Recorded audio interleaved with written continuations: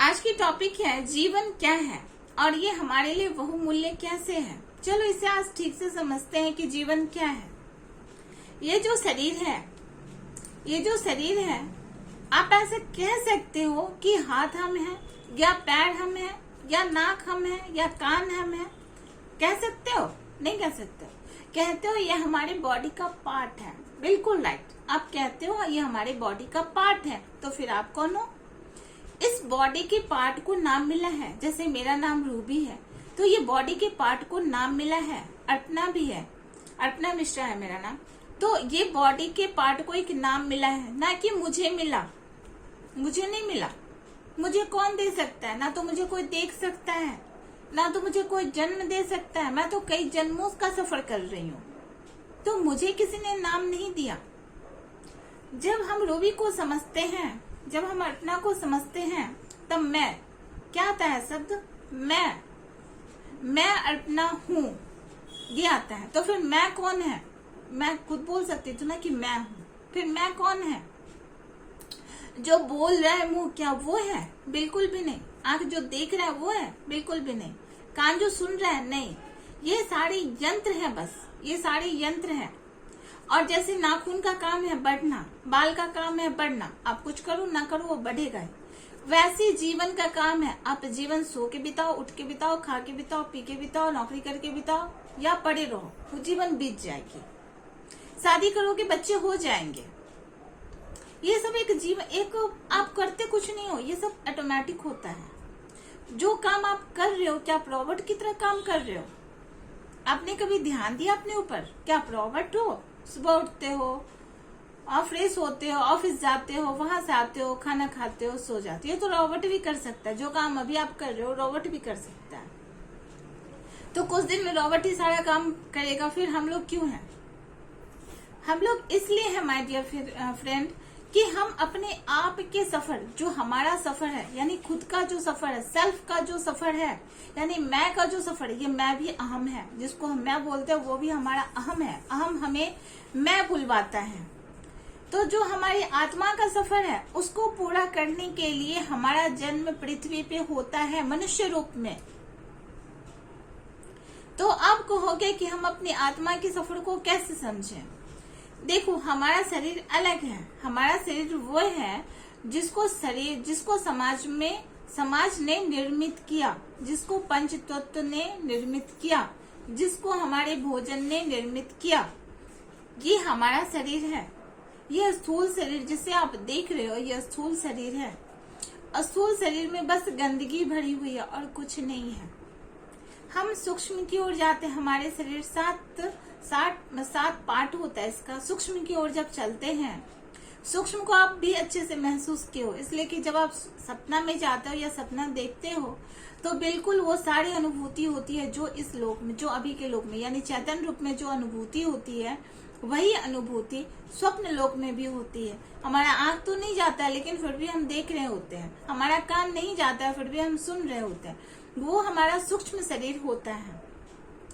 तो ये तो तय हो गया ना कि सूक्ष्म शरीर ही सब कुछ करता है। हम कुछ नहीं कर रहे होते, हम बस एक यंत्र होते हैं। हम एक शरीर का ढांचा है जिसके अंदर वो जीव आके बैठा हुआ है। हमारे अंदर जीव आके बैठा हुआ है। उस जीव को समझना हमारा पर्पस है। फिर हम इस संसार में क्यों आए, क्या करने के लिए आए? हर इंसान का अपना एक पर्पस होता है। क्या हम इसलिए यहाँ पे आए, ये जमीन मेरी है, ये घर मेरा है, ये संपत्ति मेरी है, ये करने के लिए आए हैं? क्या इस सभी चीजों को अपने साथ लेके जा सकोगे? नहीं जा सकोगे। फिर ये उतना ही करो जितना की जरूरत हो।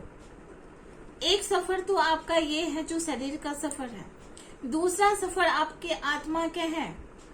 उस सफर को भी पूरा करो। कैसे? तो ज्ञान के माध्यम से, अपने अंतर आत्मा के ज्ञान को जगा के, समझ के, मेडिटेशन करके उस ज्ञान को पाओ।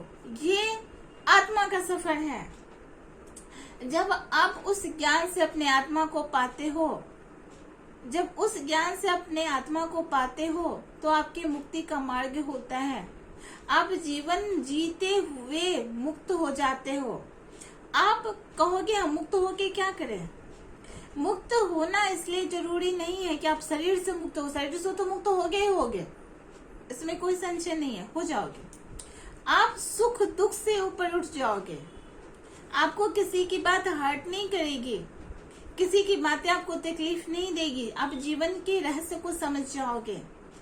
कोई आपको अपमानित कर रहा है, आपको अपमान ही नहीं समझ में आएगा, अपमान किसका कर रहा है वो आपका, आपको तो समझ ही नहीं सकता, फिर आपका अपमान कैसे कर दिया वो। आपको गाली दे रहा है, गाली तो दे ही नहीं सकता है आपको, इसलिए कि आप बताओ, यहाँ पे एक मट्टी, मान के चलो मट्टी से हम घड़े बनाते हैं, ठीक है, तो वो जो घड़ा बना होता है हम कहते हैं ये घड़ा है, लेकिन जब टूट जाता है तो मिट्टी में मिल जाता है और मिट्टी से ही निर्मित होता है। वैसे हमारा शरीर है, इस जगत से निर्मित है और जगत में मिल जाएगा, मिट्टी से निर्मित है, मिट्टी में मिल जाएगा, पंचतत्व से निर्मित है, पंचतत्व में मिल जाएगा। फिर वो गाली किसको दे रहा होता, आपको तो दे ही नहीं रहा होता है ना। इसलिए कि आप एक शुद्ध आत्मा हो, आप एक शुद्ध चैतन्य आत्मा हो। अभी आप जिस दिन इस रहस्य को समझ जाओगे उस दिन आपके जीवन में बस आनंद आनंद आनंद रहेगा, कुछ नहीं रहेगा। आप वो हर काम करोगे जो दूसरा आदमी भी कर रहा होता है, हर काम करोगे, लेकिन आपके सोचने का तरीका और उसके सोचने का तरीका बहुत अलग होगा। आप जैसे गंगा का पानी बहुत शांत होता, उस तरह से आपके मस्तिष्क में भी वो शांति की लहर गूंजेगी। आपको ऐसा नहीं लगेगा कि हमारा दिमाग इतना परेशान क्यों है, बिल्कुल परेशान नहीं होगा, बहुत शांत रहेगा, बहुत शांत। उस टाइम के बाद से आप खुद से प्यार करने लगोगे, अरे मैं कहाँ आ गया, कौन से स्वर्ग में आ गया। आपको स्वर्ग की अनुभूति यहीं पे होगी, अपने आप में होगी, अपने अंदर होगी, अपने अंदर ऐसा लगेगा कि आपने क्या पा लिया। आप इस रहस्य को जब जान जाओगे आपको लगेगा कि मैंने क्या पा लिया, असल मायने में वो जीवन है। माय डियर फ्रेंड, जो भागदौड़ की जिंदगी आप जी रहे हो, जिसके लिए आप दिन रात मेहनत कर रहे हो, वो तो कर्म है, उसको कर्म कहते हैं, उसको जीवन नहीं कहते हैं, उसको कर्म कहते हैं। आप बैठे हो फिर भी कर्म कर रहे हो, उठे हो फिर भी कर्म कर रहे हो। कर्म तो आपका हाथ पैर कर रहा है, आपकी आत्मा कर्म नहीं कर रही है। आपकी आत्मा का, आपका जो अजीब है उसकी पहुंच आत्मा तक है, आप उसको आत्मा तक ले जाओ। वो उस जीव को अपनी बुद्धि से, अपनी जो बुद्धि आपका निर्मित है संसार में, उस बुद्धि से अपने चित्त को प्राप्त करो, चित्त को देखो, चित्त के भवसागर से उठो। हम बताएंगे एक दिन की चित्त क्या है, तो चित्त के भवसागर से उठो। मैं थोड़ा सा एक्सप्लेन कर देती हूँ चित्त क्या है।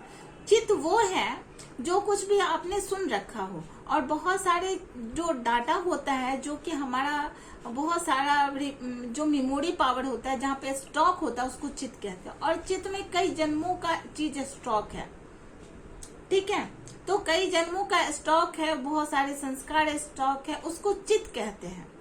और चित्त जब प्रबल हो जाता है तो वो बुद्धि बन जाता है, ठीक है, मन बन जाता है, मन बन जाता है। तो वही मन हमें कहीं ले जाता है। तो पहले मन को समझो, फिर बुद्धि को समझो, फिर चित्त को समझो। और जब चित्त को आप समझ लेते हो उसके बाद आप अपने जीव पे आओ। जब जीव को समझ लोगे तो अपने आत्मा पे आओ। चलिए, थोड़ा बहुत आप समझ गए होंगे, इसके लिए थोड़ा बहुत आप मेडिटेशन कीजिए। मैं मेडिटेशन का भी वीडियो लाऊंगी, आप मेडिटेशन करते रहिए और आपको बहुत अच्छे से समझ में आ गई होगी। अच्छा लगे तो प्लीज लाइक जरूर कीजिएगा, कमेंट करके मुझे जरूर बताइएगा और शेयर भी कीजिएगा ताकि हम मोटिवेट हो सके आप लोगों से। Thanks for watching my video. कैसा लगा जरूर बताना। Thank you so much.